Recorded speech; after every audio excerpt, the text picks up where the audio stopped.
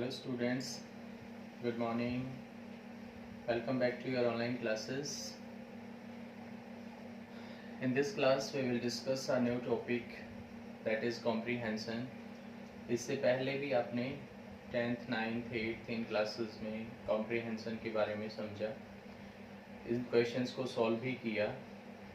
आज हम उसका उसी टॉपिक को जो आप आज तक करते आए हैं उसी को एक बार फिर से समझते हैं, एक नए सिरे से उसको नई कुछ चीज़ें उसमें जानने की कोशिश करते हैं। क्वेश्चन को सॉल्व करने का, क्वेश्चन है क्या चीज़, उनको जानने की कोशिश करते हैं, ठीक है। और सबसे पहले आपका जो टॉपिक है comprehension, this is the part of your reading section. ये आपके रीडिंग सेक्शन का पार्ट है। इससे पहले जो हमने टॉपिक किया था नोट मेकिंग का, that is also the part of reading section. तो हम कह सकते हैं हमारे रीडिंग सेक्शन में हमारे पास दो पार्ट थे क्वेश्चन में, है ना। एक क्वेश्चन हमारा नोट मेकिंग का और दूसरा हमारा जो क्वेश्चन था वो है कॉम्प्रीहेंशन। ओके, रीडिंग कॉम्प्रीहेंशन भी हम उसे कह सकते हैं। तो हमारे पास एक वर्ड आता है इसमें comprehension. So if we have this word that what is comprehension, सबसे पहला क्वेश्चन आपके सामने यही बनता है कि कॉम्प्रीहेंशन होता क्या है। उसके बाद कहता है, फिर आपके पास अगला पॉइंट आता है कि आपका एग्जाम इस कॉम्प्रीहेंशन में आपसे क्वेश्चन किस तरह से पूछता है। क्योंकि अगर आपको पता है कि आपका एग्जाम जो है क्वेश्चन इस तरीके से देता है, इन चीजों पे वो फोकस करता है, तो उन पॉइंटों को आप इजीली समझ पाओगे, है ना। तो सबसे पहले क्या करता है एग्जाम, आपसे क्या पूछेगा, आपको एक पैसेज देगा, ठीक है। और वो पैसेज आपका चाहे वो फैक्चुअल पैसेज हो चाहे वो डिस्कर्सिव पैसेज हो, उसके नीचे आपको क्या मिलेंगे, क्वेश्चंस मिलेंगे, ठीक है। अब आपको क्या करना होता है, इस पैसेज को पढ़ना है, समझना है और इन क्वेश्चंस को इस पैसेज की हेल्प से सॉल्व करना है, ठीक है। अब ये क्वेश्चन आपके जो होते हैं, ठीक है, ये हम कह सकते हैं शॉर्ट भी हो सकते हैं, वेरी शॉर्ट भी हो सकते हैं, एमसीक्यू भी हो सकते हैं, ठीक है। वोकेबलरी पार्ट जो होता है वो भी हो सकता है। यानी ये हर तरह के क्वेश्चन आपको इसमें मिलेंगे, short, very short, MCQ, vocabulary. Vocabulary में आपसे वो क्या पूछ सकता है, आपसे फ्रेजेस पूछ सकता है, आपसे सिनोनिम पूछ सकता है, आपसे एंटोनिम पूछ सकता है, ठीक है। और आपसे वन वर्ड्स के बारे में भी पूछ सकता है, वन वर्ड सब्स्टिट्यूशन बोलते हैं इसे, ठीक है। किसी फ्रेजल वर्ब के बारे में भी आपसे पूछ सकता है, किसी वर्ड का मीनिंग भी वो आपसे पूछ सकता है। तो ये वोकैबुलरी पार्ट होता है। 3-4 क्वेश्चन इनमें से भी पूछे जाते हैं। So your vocabulary must be upgraded. आपकी वोकैबुलरी अच्छी होनी चाहिए, आपको काफी सारे वर्ड्स पता होने चाहिए, ठीक है ना। क्योंकि वोकैबुलरी किसी लैंग्वेज का रॉ मटेरियल होता है। आपको बहुत अच्छे से कोई चीज कंपोज करनी आती है, आप बहुत अच्छे से उसको कर सकते हैं, but you don't have the vocabulary, so how you can compose it, है ना। कैसे करेंगे उसे कंपोज, जब आपके पास ये चीजें होंगी नहीं। तो आपकी वोकैबुलरी जो है, इससे रिलेटेड क्वेश्चन भी आपके पास 3-4 नंबर के होंगे। बाकी आपके question short, very short, MCQ कोई भी आ सकता है। पॉइंट इज क्लियर, समझ में आया। क्वेश्चन आपसे किस तरह से का क्वेश्चन आपके पास आता है, आपको एक पैसेज दिया होगा, उसमें क्वेश्चन आपके इस तरह से कोई भी हो सकता है। आपको पैसेज को समझ के इनको सोल्व करना है। ये वोकैबुलरी का जो पार्ट सोल्व करेंगे वो भी आपको पैसेज से ही सोल्व करना है। सपोज आपको एक फ्रेज दे दी, what is the meaning of this phrase according to the paragraph 1, paragraph 2, इसके पैसेज के किसी एक पैराग्राफ से पूछ लेगा कि इसका मीनिंग क्या है, आपको उसको बताना है। Point is clear. तो ये तो आपका था कि क्वेश्चन आपसे कैसे और किस तरह के मिलते हैं, ठीक है। अब हमारे पास जब ये क्वेश्चन होगा तो हम इसको सॉल्व कैसे करेंगे, हमारे पॉइंट कैसे हम उनको डिस्कस करेंगे, क्या क्या चीजों को हम देखेंगे वो ध्यान देंगे। जब हम इसमें करते हैं तो सबसे पहला ही क्वेश्चन हमारे पास आता है, व्हाट इज कॉम्प्रीहेंशन। कॉम्प्रिहेंशन होता क्या है? बहुत टाइम से हम इस टॉपिक को करते आ रहे हैं, हमारे लिए नया नहीं है, ठीक है ना। हम अपनी पुरानी जो थ्योरी है उसी को यूज करते आ रहे हैं। पैसेज को देखा, क्वेश्चन को सॉल्व किया, वर्ड को मिलाया, कहीं ना कहीं आंसर मैच कर रहा है, उसको लिख दिया, ना क्वेश्चन को समझा ना आंसर को समझा, हाँ इससे मैच हो रहे हैं वर्ड्स, कुछ आंसर यही हो सकता है। ये जो थ्योरी है, ये तुक्का लगाने की जो बातें हैं, चीजें हैं, ये अभी हमें छोड़नी है, ठीक है ना। क्योंकि अभी तक जो हमने जिस हिसाब से किया था उसमें हमें कुछ चीजों को समझना है, ठीक है। तो सबसे पहले हम बात करते हैं कॉम्प्रिहेंशन होता क्या है। What do you mean by comprehension? What is comprehension? ये है क्या कॉम्प्रिहेंशन? ठीक है, एक हमारा वर्ड होता है जिसको हम कहते हैं comprehend. We have a word that is comprehend and the meaning of this word is, जो हमारा कॉम्प्रिहेंड मीनिंग है उसका, जो वर्ड है उसका मीनिंग होता है टू अंडरस्टैंड, ठीक है। हमें क्या करना है? कॉम्प्रिहेंड मीन्स टू अंडरस्टैंड, किसी चीज को समझना, ठीक है। कॉम्प्रिहेंड मीन्स, या फिर हम इसकी पूरे की बात करें, तो इसका मतलब होता है to read and understand the meaning of the content, ठीक है। दूसरे तरीके से कहें तो कह सकते हैं हम comprehension means ability to read and understand the content. बहुत ही सिंपल और स्वीट इसकी डेफिनेशन है। एक छोटा सा मीनिंग है इसका, छोटा सा अर्थ निकल के सामने आ रहा है, छोटी सी डेफिनेशन सामने आ रही है। और comprehension means ability to read and understand the meaning of the content. आपके अंदर एबिलिटी है उसको रीड करने की और उसको समझने की, ठीक है। आपके अंदर एबिलिटी है किसी भी कंटेंट को रीड करने की और समझने की, वही कॉम्प्रिहेंशन होता है। जब आपके अंदर ये एबिलिटी होगी, कॉम्प्रिहेंशन का क्वेश्चन तो बेटा अपने आप सॉल्व हो गया। इस डेफिनेशन में हमारे सामने बात आई एबिलिटी टू रीड। अब ये रीड क्या होता है? आज तक हम लोग जो समझते आ रहे हैं, आज हम थोड़ा सा डिटेल से समझेंगे रीड, या फिर आप कह सकते हैं रीडिंग। कोई बच्चा कहता है मैं रीडिंग, इसमें हमारे पास ये जो पूरा का पूरा जो चैप्टर है, ठीक है ना, 5 पेज का है, और मैं क्या कर सकता हूं, इस पूरे 5 पेज के चैप्टर को 5 मिनट में पढ़ सकता हूं। कोई कहे जी मैं 10 मिनट में पढ़ सकता हूं, कोई कहे जी मैं 20 मिनट लेता हूं, कोई कहे जी मैं तो और भी जल्दी पढ़ सकता हूं। अब उसको एक तो पढ़ना, अब रीडिंग क्या है? 2 चीज इसके अंदर बताई गई हैं, उन दोनों को अगर हम समझते हैं तो देखिए, कॉम्प्रिहेंशन मीन्स क्या हुआ आपके पास? Ability to read and understand. अब ये दोनों आपके अंदर जो चीजें आ गई तो आपका ये कॉम्प्रिहेंशन सॉल्व हो जाएगा। अब उसके लिए हमें क्या करना पड़ेगा? सबसे पहले इसी को समझना पड़ेगा, क्योंकि ये एबिलिटी हमें अपने अंदर लानी है। रीडिंग की एबिलिटी आपको अपने अंदर लानी है। जब रीडिंग करोगे तो ही तो उसको समझोगे। यहाँ पे मैंने कोई ऐसी लैंग्वेज लिखी है जो इसको आप रीड ही नहीं कर पा रहे हैं। If you don't read that, then how can you understand it? अगर आप उसको रीड ही नहीं कर पा रहे तो उसे समझ भी नहीं पाएंगे, ठीक है। तो हमें क्या करना है? हमें ये जानना है पहले रीडिंग क्या होती है। आपकी कोई भी लैंग्वेज होती है, उसके लिए आपके पास 4 स्किल्स हैं। अगर आप उन चारों स्किल्स को अच्छे से समझते हैं, सीबीएसई कहता है लैंग्वेज को समझने से पहले, लैंग्वेज को करने के लिए या लैंग्वेज को समझने के लिए किसी भी बच्चे के पास, किसी भी पर्सन के पास इन 4 एबिलिटीज का होना, इन 4 स्किल्स का होना बहुत ही जरूरी होता है।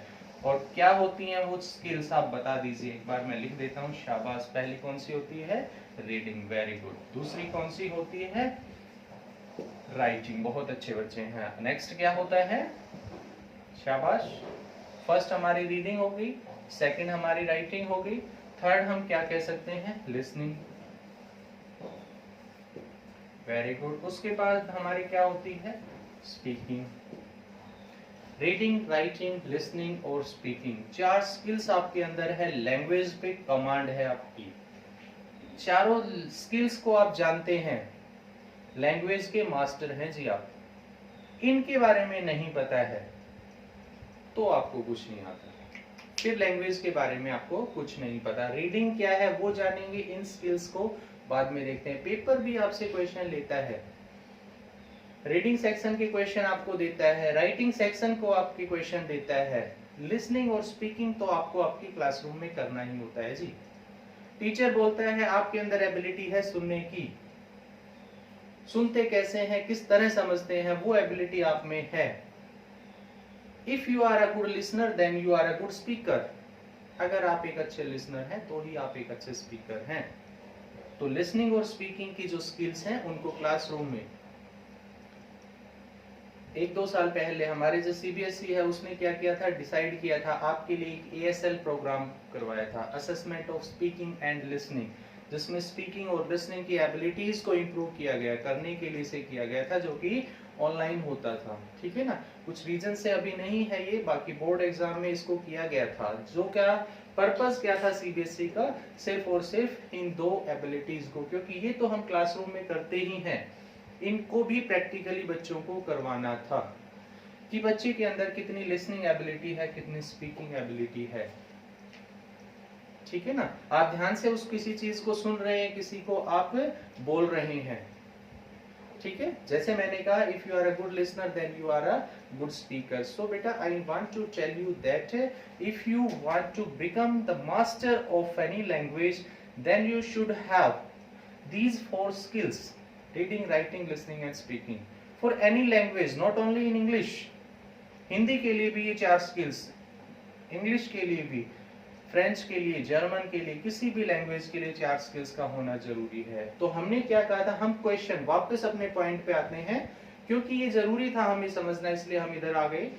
हमारे पास यहाँ पे जो रीडिंग फर्स्ट इसी की बात करता है। रीडिंग क्या होता है,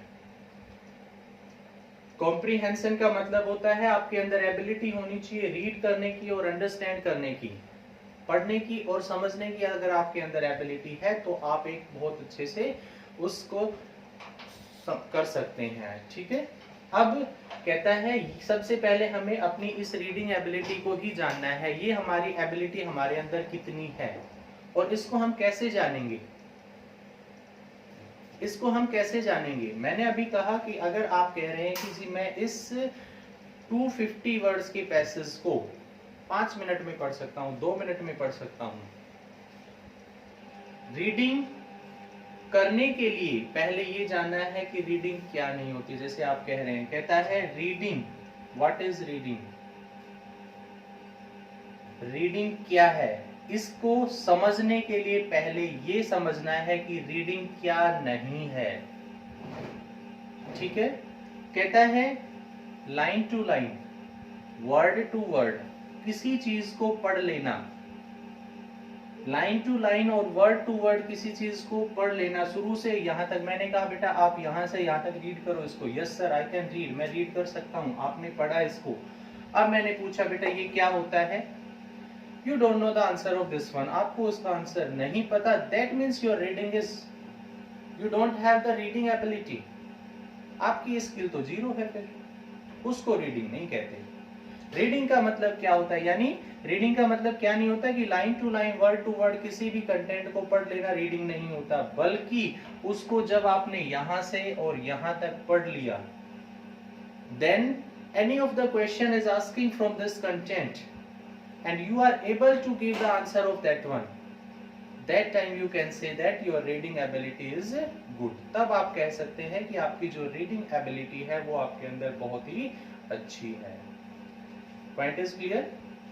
क्या कह रहा है इसमें कि ये बताता है इसमें कि हमारी रीडिंग एबिलिटी का वर्ड टू वर्ड या लाइन टू लाइन किसी कंटेंट को पढ़ लेना रीडिंग एबिलिटी नहीं है, बल्कि उसको जब हमने रीड कर लिया तो उसके हर एक पॉइंट को हमें क्लियर होना चाहिए कि क्वेश्चन क्या है, इसका थीम क्या है, इसका मैसेज क्या है, इनके मीनिंग्स का अर्थ क्या है, इसमें क्या राइटर कहना चाह रहा है, क्या समझाना चाह रहा है, राइटर का इसको लिखने का पर्पस क्या है, सारी चीजें आपको समझ आनी चाहिए। दैट टाइम आप कह सकते हैं जी आपकी रीडिंग परफेक्ट है। और जब आपकी ये रीडिंग आपने सही से कर ली तो इसका मतलब कि वो रीडिंग होते ही आपको समझ आ गया। पैसेज को पूरा पढ़ने के बाद रीड हमने 4 बार उसको कर लिया, फिर भी हम क्वेश्चन के आंसर्स को सोल्व नहीं कर पा रहे, इसका मतलब है कि आपकी रीडिंग में ही कमी थी। तो हमें क्या करना है, इसको पढ़ना है और इस रीडिंग को इंप्रूव करने के लिए, इसको समझने के लिए, इन दोनों पॉइंटों को क्लियर करने के लिए मैंने आपके पास यहाँ 5 पॉइंट लिखे हैं जो आप समझेंगे और फिर जानेंगे कि रीडिंग इस तरह से हम करते हैं। ठीक है, एक जो रीडर होता है किसी पैसेज को पढ़ने के लिए, किसी पैसेज को पढ़ने के लिए 5 मिनट लेता है और एक रीडर उसी पैसेज को पढ़ने में 1 मिनट में कंप्लीट कर देता है और सारे मीनिंग उसके क्लियर होते हैं। That is based on the practice of reading. और रीडिंग क्या है वो मैंने आपको बता दिया है, यानी जब आपने यहाँ से यहाँ तक पढ़ लिया तो आपके इसका हर एक पॉइंट का, हर एक कंसेप्ट का मीनिंग आपको क्लियर होना चाहिए, वो रीडिंग कहलाती है। क्लियर है? तो हम क्या करेंगे, इन दोनों चीजों को इंप्रूव करने के लिए, आपको समझ आया होगा कॉम्प्रिहेंशन क्या है, आपकी एबिलिटी रीड और अंडरस्टैंड करने की आपके अंदर होनी चाहिए, वही कॉम्प्रिहेंशन हो। इसी को इंप्रूव करने के लिए ही वो आपको क्वेश्चन देता है कॉम्प्रिहेंशन का। ठीक है, और अब हमें क्या करना है, इसको इंप्रूव करना है तो हमें इन 5 पॉइंटों को ध्यान से समझना होगा। रीडिंग जब आप करते हैं तो बेटा इन 5 पॉइंटों को आप ध्यान से समझिए और इनको फॉलो कीजिए। कोई भी चीज आप कभी भी रीड कर रहे हो तब सबसे पहला आता है इसमें वर्ड मीनिंग रिकॉग्निशन। जैसा कि मैंने अभी अभी कहा, वोकैबुलरी जो होती है रॉ मटेरियल होता है आपके किसी भी लैंग्वेज के लिए, है ना। तो जब आप उसको रीड कर रहे हैं तो आपको हर एक वर्ड का मीनिंग समझ आना चाहिए। आपके अंदर इस तरह की क्वालिटी होनी चाहिए, कोई डिफिकल्ट वर्ड मिले तो आपको अपनी डिक्शनरी से उस वर्ड को फाइंड आउट करें। ठीक है, आप क्या करें, उसको फाइंड आउट करें। ठीक है, ये आपकी प्रैक्टिस में चलेगा। ठीक है, एग्जाम में अब आप कहोगे सर एग्जाम में जब हम सोल्व कर रहे हैं हमारे पास वर्ड नहीं आए तो क्या हमें एग्जामिनर अलाउ करेगा डिक्शनरी का? वो नहीं करेगा आपको। उस टाइम भी आपके पास एक ट्रिक है, आप क्या यूज करेंगे, कहता है जब आप प्रैक्टिस कर रहे हैं तो आपके पास जितने भी नए वर्ड आते हैं उनको जानने की कोशिश करो with the help of dictionary. But in your exam if you don't know any meaning and you don't have the dictionary, that how can you do that? फिर आप उसे कैसे सॉल्व करेंगे? तो कहता है हम क्या करेंगे, जैसे हमारे एक वर्ड का मीनिंग जानने की कोशिश नहीं करेंगे, उस पूरे सेंटेंस का मीनिंग जानने की कोशिश करेंगे और उससे गैस करने की कोशिश करेंगे उसके मीनिंग को। ठीक है, क्योंकि वर्ड हमारे बहुत सारे हैं, लिमिट हमारी इसकी बहुत ज्यादा है, तो जरूरी नहीं कि आपको हर एक वर्ड पता ही हो। तो हम क्या करेंगे, जब पैसेज को रीड कर रहे हैं पेपर में और आपके पास डिक्शनरी नहीं है तो किसी एक सिंगल वर्ड के मीनिंग को जानने की बजाय आप पूरे सेंटेंस से उसके मीनिंग को जानने की कोशिश करो। ठीक है, और जब उसके पूरे मीनिंग को आप सेंटेंस से जानेंगे तो उसमें गैस कर सकते हैं कि इसका मीनिंग शायद ये हो सकता है। आगे के सेंटेंस की हेल्प से, पीछे के हैंड सेंटेंस की हेल्प से, या जिसको पढ़ रहे हैं उस सेंटेंस की हेल्प से आप उनको समझ सकते हैं। Clear? Second one, I reading. कई बार क्या होता है, हम कोशिश करते हैं, हमने कहा वर्ड को पढ़ने के लिए हम साइलेंटली भी उसको रीड करते चले जाते हैं, हम लाउडली भी उसको रीड करते चले जाते हैं, है ना, और हमें उसका मीनिंग समझ में नहीं आता। आई रीडिंग का मतलब क्या होता है कि हमारे हर एक उस वर्ड के ऊपर फोकस होना चाहिए। अगर आप लाउडली एक एक वर्ड को पढ़ते जाएंगे, लाउडली एक एक वर्ड को पढ़ते जाएंगे तो हो सकता है तो भी आपको, या साइलेंटली एक एक वर्ड को पढ़ेंगे तो आपकी रीडिंग स्पीड जो है बहुत ही स्लो रहेगी। आपको क्या करना है उसमें, I reading in the sense कि आपका किसी एक वर्ड पे ध्यान ना हो कि पूरे सेंटेंस को एक साथ लेके आपको उसको पढ़ना है। इससे आपकी स्पीड भी बढ़ती है और ये प्रैक्टिस के बेस पे आपकी स्पीड इसमें आगे तेज होगी। ठीक है, उसके बाद कहता है, तीसरा बताता है ये प्रेडिक्शन। ठीक है, हमें क्या करना है, प्रेडिक्शन इन द सेंस कहता है अपने आप से पहले ही समझ लेना है कि राइटर क्या कहना चाहता है। राइटर के माइंड को यानी उस मीनिंग को हमें राइटर के दिमाग के ऊपर ध्यान देते हुए समझना है कि जब वो लिख रहा है इसके तो उसके दिमाग में क्या चल रहा था। उस प्रेडिक्शन को पहले ही अज्यूम कर लेना है और उसके बेस पे आपको अपनी रीडिंग को आगे बढ़ाना है। इसमें पॉइंट क्लियर। उसके बाद कहता है लोकेटिंग फैक्ट्स एंड आइडियाज। ये जो फैक्ट होते हैं उस पैसेज से रिलेटेड, ठीक है ना, कि राइटर इसके अंदर क्या मैसेज देना चाहता है, उसकी थीम क्या है, क्योंकि हर एक पैराग्राफ की, हर एक पैसेज की अपनी थीम होती है, अपना मैसेज होता है, अपना टाइटल होता है। आपको क्या करना है, उनको खुद से अपने आप ही आइडिया लगा लेना है, उसको समझ लेना है कि इसकी थीम क्या हो सकती है, इसका मैसेज क्या हो सकता है। ठीक है, हर एक चीज का आपको मिलेगा, ये फिक्स है। जो भी राइटर ने कुछ लिखा है उसका मैसेज, उसकी थीम, उसका टाइटल, उसका सब कुछ क्लियर होगा, लेकिन आपको अपने बेस पे उसको खुद से ही समझना है। ठीक है, लास्ट आता है अंडरस्टैंडिंग एंड इंटरप्रेटिंग। कहता है कई बार जब हम पढ़ते हैं तो हमारी समझ में आ रहा है उसमें कि राइटर ने क्या लिखा है, समझ सकते हैं उस चीज को, यानी अंडरस्टैंड कर सकते हैं, लेकिन उसको इंटरप्रेट नहीं कर सकते। समझ सकते हैं कि वो क्या है, समझ आया, लेकिन उसको इंटरप्रेट नहीं करना है। Interpret in the sense, interpret क्या होता है, इंटरप्रेट क्या होता है, इंटरप्रेट इन द सेंस, जैसे हमने ये पैसेज पढ़ा, कुछ चीजें इसके अंदर ऑलरेडी दी हुई हैं। ठीक है, इस पैसेज को यहां से यहां तक हमने पढ़ लिया, उसमें जो चीज दी थी उसका मीनिंग हमें पूरा समझ में आ गया। अब क्वेश्चन राइटर ने कर लिया नीचे, इसका मैसेज बताओ जी। राइटर ने कहीं भी उस पैसेज में उसका मैसेज लिखा नहीं है। आपको क्या करना है, उस अंडरस्टैंडिंग लेवल को बढ़ाते हुए उस मैसेज को अपने आप से लिखना है कि राइटर जो ये लिख रहा है इसके थ्रू सबको ये मैसेज देना चाहता है। वो होता है इंटरप्रेटिंग, यानी उसके अपने आप से उस चीज का निचोड़ निकाल लेना। ठीक है, राइटर ने पूरा लिख दिया, उसने कोई मैसेज भी दे दिया, आपने उसको समझ लिया, लेकिन वो मैसेज आपको समझ नहीं आया। दैट मीन्स आपका ये इंटरप्रेटिंग लेवल जो है 0 है। उसको समझना अपने खुद के लेवल पे कि ये चीज आपको क्लियर करना चाहता है, वही आपका इंटरप्रेटिंग होता है। जब भी आप रीडिंग करते हैं किसी भी पैसेज को, पैराग्राफ को, आप लोगों को इन 5 पॉइंटों को डेफिनेटली ध्यान रखना है।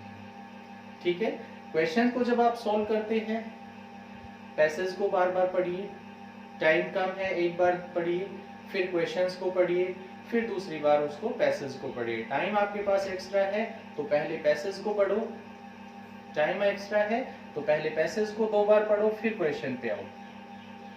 ठीक है, क्वेश्चन के आंसर्स अपने आप से इजी लैंग्वेज में बनाने की कोशिश करो, लेकिन पॉइंट टू पॉइंट होने चाहिए, एक्स्ट्रा इंफॉर्मेशन आपको ऐड नहीं करनी। मीनिंग आपको अपने पैसेज के बेस पे उसको लिखने की कोशिश करना है।